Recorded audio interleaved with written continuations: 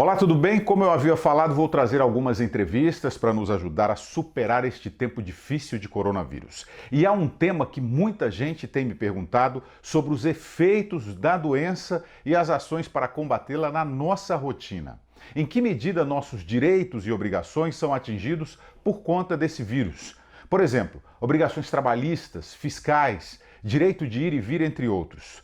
Para falar sobre isso, procurei um grande especialista da área jurídica, que é o advogado e ex-presidente da OAB de São Paulo, Marcos da Costa, que também está muito preocupado com essas e outras questões e quer dar a sua contribuição para que as pessoas estejam mais bem informadas e saibam dos seus direitos e deveres neste momento de crise.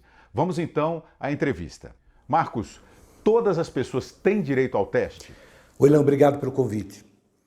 No Brasil, a saúde é universalizada, ou seja, todos têm direito à saúde por parte do próprio Estado. Agora, o teste precisa de uma análise médica. O médico que, avaliando o paciente, vai dizer se é ou não necessário o teste. Se indicar que o teste é necessário, aí sim o Estado é obrigado a fazê-lo. Que tipo de obrigações as empresas têm com seus funcionários?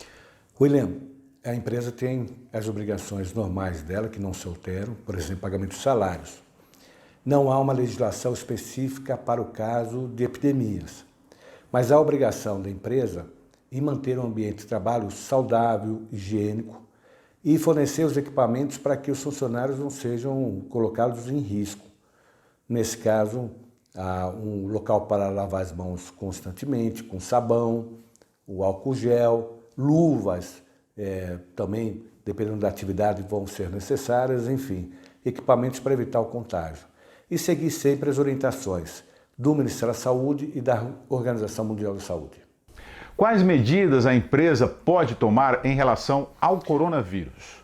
A empresa pode, por exemplo, estimular o teletrabalho, o home office, pode antecipar férias individuais, férias coletivas, pode implementar ou ampliar o banco de horas e pode até mesmo, negociando com o sindicato, promovendo um acordo coletivo, reduzir a carga horária e proporcionalmente também o salário. São opções que a empresa tem do ponto de vista legal para estar enfrentando esse momento.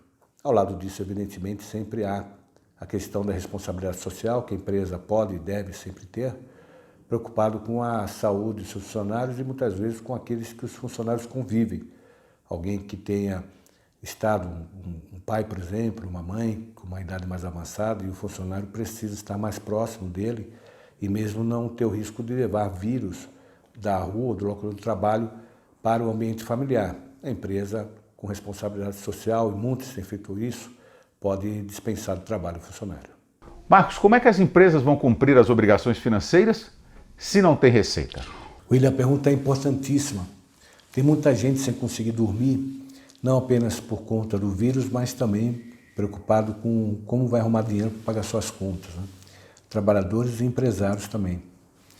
Veja, o direito tem instrumentos de proteção para situações como essa, que chamamos de força maior.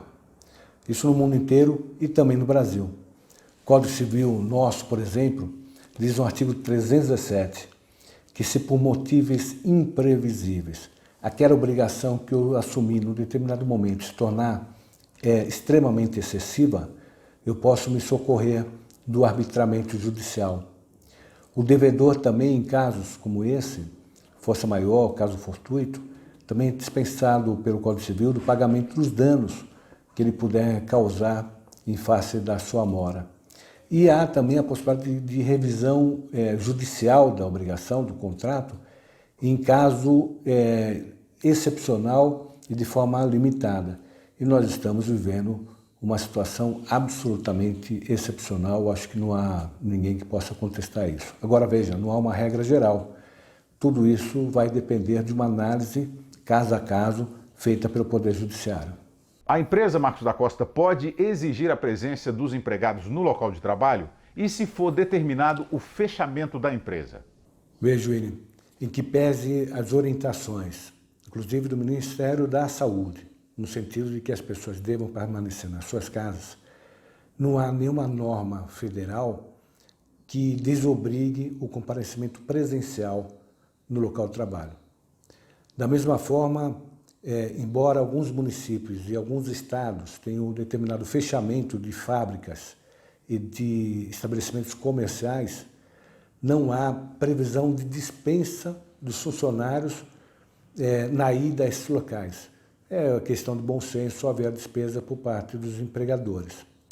Na verdade, por enquanto, o que nós temos só a ausência justificada no caso de isolamento ou quarentena compulsórios. No mais, o funcionário deve comparecer sob pena, infelizmente, de ter prejuízo, até mesmo desconto do salário naquele dia. Agora, sempre lembrando a necessidade de bom senso de todos, em especial dos nossos empresários, sendo solidários nesse momento e, dentro do possível, dispensando os funcionários de comparecer presencialmente no local de trabalho. E a Justiça Brasileira, Marcos, está fechada? E como fica o cidadão que precisa dela? William, por prudência, o Poder Judiciário determinou o fechamento dos fóruns, né, evitando o fluxo de pessoas, advogados, juízes, promotores, servidores, a população em geral que comparece aos fóruns para audiências. Isso não significa que o Poder Judiciário esteja fechado no Brasil. O Judiciário continua funcionando por meio eletrônico. É possível apresentar petições, medidas urgentes, por exemplo, uma senhora que esteja sofrendo violência em casa e precisa separar, chamada de separação de corpos, do marido, uma criança que precisa de fixação de alimentos e não pode, evidentemente, esperar até a reabertura de volta à normalidade dos trabalhos dos fóruns. Isso pode ser pleiteado por meio eletrônico, através do advogado, e o juiz certamente apreciará essas medidas mais urgentes. Precisa tomar cuidado só com direitos que prescreve ou são objeto de decadência, porque todo direito tem um prazo para ser reclamado na justiça. Alguns prazos maiores, outros prazos menores, mas ultrapassados esses prazos, ocorre aquilo que nós popularmente falamos de caducou o direito. Então, se alguém tiver um direito para reclamar na justiça, é bom conversar com o advogado e verificar qual é o prazo de decadência desse direito, para que ele não caduque. E aí o advogado poderá propor a ação por meio eletrônico para evitar exatamente o perecimento desse direito. Quais medidas foram tomadas pelo governo federal para minimizar danos do coronavírus no mercado de trabalho? O governo anunciou que vai pagar uma parcela do seguro-desemprego para aqueles empregados que tiverem a sua jornada de trabalho reduzida com redução de salários. Anunciou também que estará autorizando as empresas a reduzir a jornada de trabalho e o salário dos empregados. E também houve o anúncio de que estará liberando uma parcela do fundo de garantia e também um auxílio de algo em torno de R$200 para trabalhadores na informalidade, ou seja, aqueles que não têm carteira de trabalho assinada. Bom, se você teve a sua pergunta ou sua dúvida respondida, muito bem. Mas se não teve, pode mandar perguntas para a gente aqui nesse canal, que em breve teremos mais questões respondidas pelo ex-presidente da OAB e advogado Marcos da Costa. Até o próximo vídeo.